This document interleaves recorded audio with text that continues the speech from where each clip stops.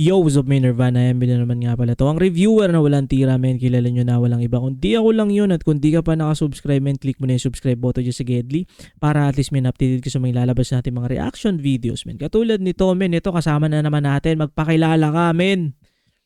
Donnie ACRL. Thank you. Let's Yun. go. Ispatan natin tong another round 1 dito sa ginaganap nating Supremo 2026. Tournament ito ng ACRL. So, suportahan nyo ACRL. Nandiyan sa link, nandiyan sa description yung link ng page, Facebook at yung YouTube. Subscribe na kayo dyan, men. Merong mga malulupit dyan ng mga gems ng rap battle. Ito, ispatan natin Ash Balanom versus Ongkoy. Ispatan na natin to, padi. At shout out kay Ash Balanom. Ash. Yeah, yun lang. Sana Ash, parang kay Fur yun kay GL yun magandang laban ng kalabasan ng ating laban ng kalabasan ng ating laban. Yo, yes. Tsaka dun sa... Parang si GL na to kamukha na ni Ash, si GL nagpasalamin tapos medyo may balbas ng onti Wala lang bigote si GL yata. Sige, next time na. Bye. Yo! Para sa inyo nang galing pang Battle Record. Pakinggan natin si This is ACRL. Tara na! Gents, pakinggan nyo to. Kalaban ko raw si Ash today. Pero wala akong pake sa pangalan na literal lang pagkatapos ng sunog, okay? Ako yung apoy, yung spark, yung flame. Si Ash, literal niya, estado niya after. Bakit?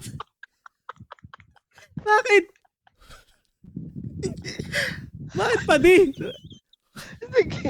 Mabilis? Balik ka mo. Bakit masyado mabilis? Balik ka mo. Wait. Battle Record. Pakinggan natin si This is ACRL. Tara na! Gents, pakinggan nyo to. Kalaban ko raw si Ash today. Pero wala akong pake sa pangalan na literal lang pagkatapos ng sunog, okay? Ako yung apoy. Bakit? Hindi man lang yung tinigil? Parang nag-pause? Parang ganon? Mabilis ba masyado? Sorry. Sige. Yung spark, yung flame. Si Ash, literal niya, estado niya after ko siyang sunugin sa game. Round 1, sige laban. Harap ka dito sa rookie. Huwag kang makunwaring dragon kung buga mo parang vape lang fruity. Yabang mo pang world class pero form mo pang duty. Gusto mo mag-frontline, i-bars mo pang backup singer sa lofi. Ako pag sumalang parang glitch sa matrix, ibang frequency. Ikaw parang update sa phone, laging pending. Walang consistency. Linya mo malambot, parang pillow sa Airbnb. Ako pag nagbitaw, parang spoiler sa final season. Di ka na makaka-recover, pre. Tingin mo matapang ka, ipalagsasalita ka nga, pang excuse me po ang energy, naghahamon ka ng gera, pero water gun lang ang weaponry. Para sa akin kulang tong 3 minutes para i-body bag tong. Di mo ako masabayan kahit dublihin mo oras mo, words mo sabog parang chords ng gitara na hindi nakatono, tira mong mabilis parang traffic sa EDSA. Wait lang, padi. Parang... Yung prat din, no? Oo. Yun nga, parang napansin ko lang dun nga sa una. I think parang masyado lang mabilis siya, parang hindi nag-pause ng konti. Siguro. Oh, yung parang Siguro, yung okay. Hindi ito nag-record ng madami. Isa lang. Talagang ano lang, no? Parang Feeling ko, ewan ko, baka hindi niya pa nakukuha kasi siyempre debut niya sa ganito sabagay. sa video battle Pero Kaya lang, syempre, pero ano naman yun, padi? tournament. Oo, pero kumbaga parang in fairness naman dun sa kung first debut niya to, yung sa tugmaan niya. Okay, men. Ang galing nga din. Oo. Tapos yung mga references, tapos yun nga na parang alam mo yun, may parang comfortable siya dun sa stage. Hindi siya yung, ewan ko, parang so far yun yung napapansin ko sa kanya. Tuloy natin, padi. Sa puro angas, pero lang forward motion. Ako automatic transmission, hindi humihinto kahit bigla ang transition. Gusto mo lang metaphor? Sige, ikaw yung pader na hollow blocks, ako yung wrecking ball. Ikaw yung sundalong plastics, ako yung Ikaw yung sundalo ng plastics, ako yung cannon fire sa actual wall. Ikaw yung alon na mababaw, ako yung rated na hindi madaig ng full. Tawag ka ng tulong, wala kang maririnig kasi call decline. Pag ikaw nang nagkukulo, di mo yun gets kasi wakan overload. Nag-ambisyon ka ng maging hari, pero puun ka pa rin sa board. Tira mo parang budget meal, kulang lagi sa pork. Tinitigan kitang mabuti, parang exam na walang sagot. Shit, bars mo parang diet, soft drinks, kung anong hinahanap, wala pa rin sweetness sa loob, week. Tira mo pa flex pero tunog checklist ng student activity. Ako pag umatake parang thesis defense, may PowerPoint ng facilities. Gusto mo raw quick punch, gusto mo raw malalakas na bara. I-bars mo parang dating up bio, puro claims, walang laman, puro sa content na drama. Ako hindi tugma para lang maganda pakinggan. Tugma na may tama na may layers na may lalim na may laban. O di mo yun gets kasi masyadong malalim magkahataw. Malamang di mo yun gets kasi masyado. Padi, ito. Feeling ko maganda rin to. Galing din yan, no? Oo. Ano lang, sa tingin ko,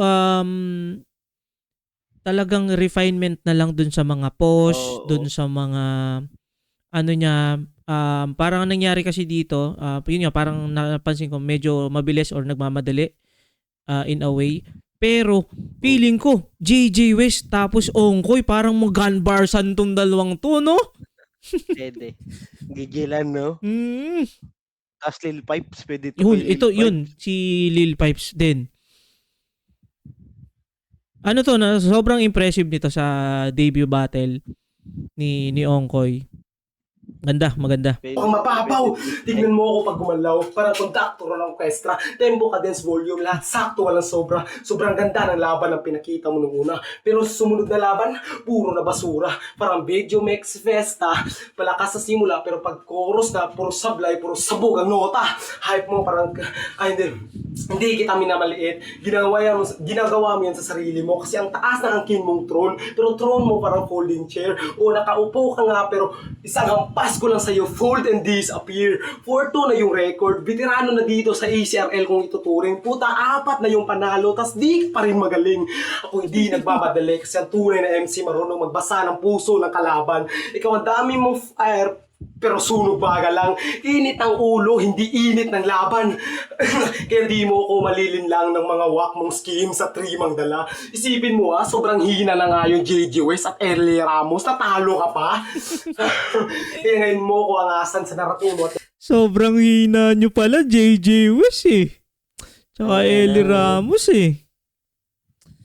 Na-call out pala dito, so medyo Pili talaga no? Talaga nag-research talaga siya, ni-research niya. research. Pinanood niya siguro yung laban. So, yun yung advantage talaga ni Ongkoy nga. Marami siyang pwedeng masilip na mga angle. Oo.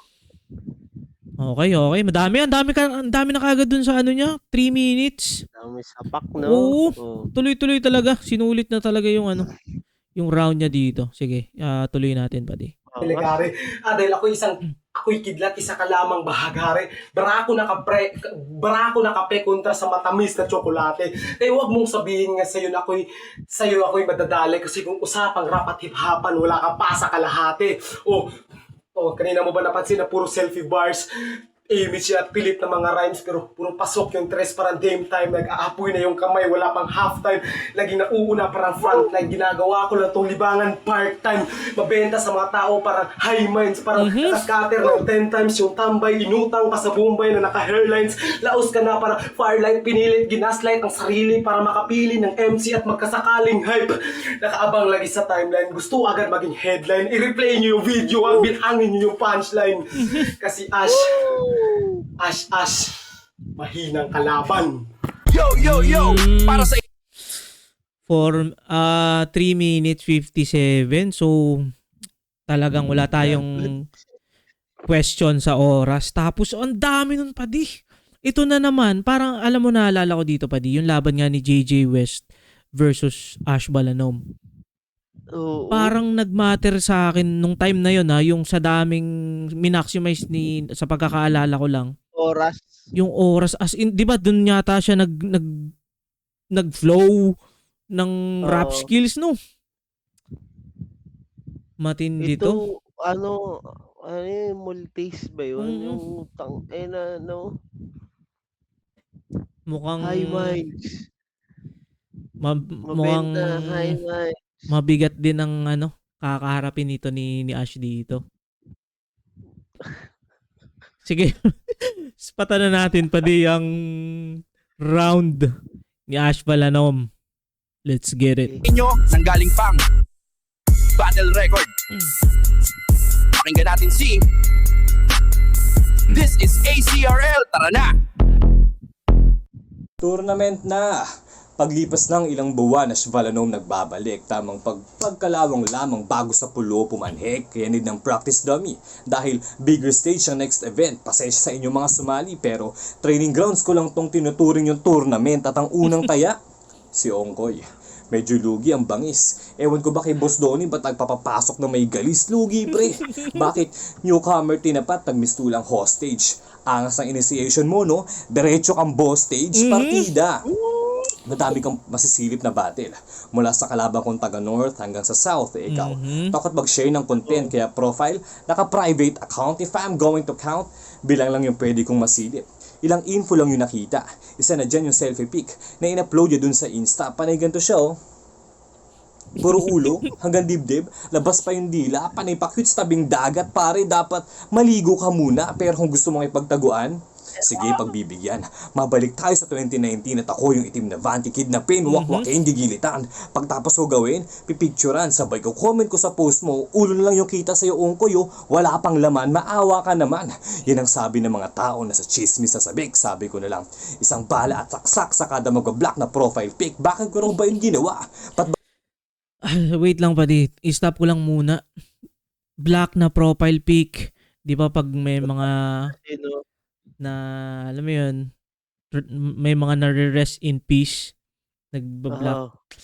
Tapos, sobrang sobrang props din dito kay Ash Balanom kasi nga, ang hirap din gawa ng angle kung sakaling walang ganong karaming information. So, ang kagandahan dito, ito naman, kilala naman natin to si Ash Balanom, talagang hindi rin to nagpapabaya, mga sa ewan ko. Sobrang ang hirap ng laban na to pati dito pa lang Hindi ko pa to natatapos. 1 minute pa lang si Ash. Pero Grabe na agad. Ano na? Bakal. Sige, balik ko lang onti pa Grabe. Wala pang laman, maawa ka naman. Yan ang sabi ng mga tao na sa chismis sa sabik, sabi ko na lang, isang bala at saksak sa kada mag-block na profile pic, bakit ko raw ba yung ginawa? Ba't ba kayo nangingilam sa aking trip? Binibigyan ko lang naman ng bangsak, yun ay ipaglaro ng hide and seek, ganyan ang dadanasin na mga haharang sa aking daanan. Dahil sa ginawa ko, kahit pa paano, matatandaan nila yung walang kwenta mong pangalan. Kasi Ongkoy, anong in-name flip ko dyan? Smoke ng lomboy, chibog ng okoy, mukhang shokoy na tomboy. Di ba walang kwenta? Ang pangit ng pangalan mo, nag-aadig ka ba? Kung oo man, bitin yung amats mo sa amats ko kahit gamit mo ay long foil. Di ka sabog, patok lang yan, nangangamoy, try mo mag-roll on. Pag start ng tour na, hitman ng sasargo, shooter lalo pag usapang home court. Soccer kick sa putol niyang ulo, literal ahead sa may kitang lumilipad, wala mang toss coin, Ongkoy, bugoy na unggoy, pwede pa. Bay na bay, pasturat ayos. Galingan mo magababarsa.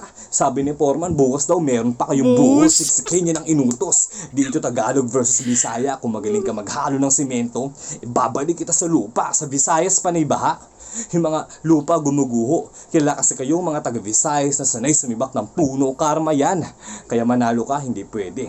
Mali ka ng sinugalan, wala kang swerte. Maraming magaling na rapper sa Dumaguete, sila joke lang, wala akong kilalang potapete at bilang gante. Kayo naman ang susunugin alang-alang sa ginawa niyong kaingin. Sisinghutin kanyang abo pagtapos pagdidikdikin. Pagtapos singhutin, akin yan isisinga, hindi na bale. Hindi tumatanggap sistema ko ng mga peke mababang klase. Kaya itataktak na lang sa lupa, pamalit sa mga buhangin na gumuho. Kung may utang ang mga tao sa kalikasan, ikaw yung gagamitin kung pang abono para kahit pa paano magkasilbi. Pero alam kong sobra na.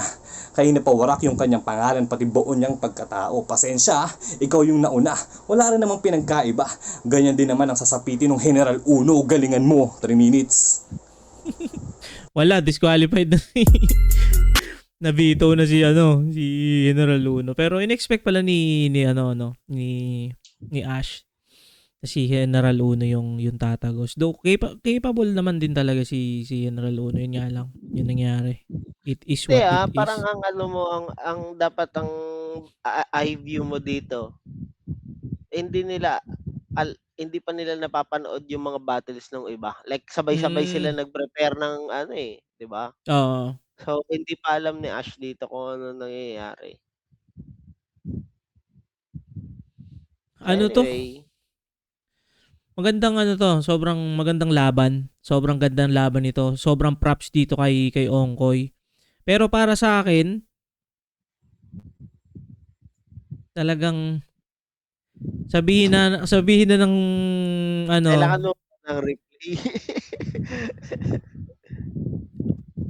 sige ano, ang hirap kasi na ang Puwede mo na mai-replay. Halimbawa, wala ka pa talagang maano, sige, sige. Sabagay puwede naman ito namang oo. reaction video ko na 'to ay after few days ko pa ma-upload kasi may schedule naman ako. So puwede nga padi, Oo, sige, sige, sige. So siguro yun, siguro ano na lang, hmm. ano nagustuhan mo doon? Bakit malupit yung laban na yun? Bakit di ka makapag-decide? Ang hirap kasi dito na naman papasok pa di yung ano, yung quantity over quality para sa akin. Yung kay Ash, quality yung mga piece niya, nasa tamang tempo, Oo, flow, free flow, presentation, ganyan. Ito naman kay Ongkoy, maraming mabibigat na bara. However, talagang tuloy-tuloy siya eh. Yung talagang pak pak pak pak pak pak pak. Parang ganun. Parang tuloy-tuloy yung tangina 'no, am yun parang dun ako nahihirapan kung maangas.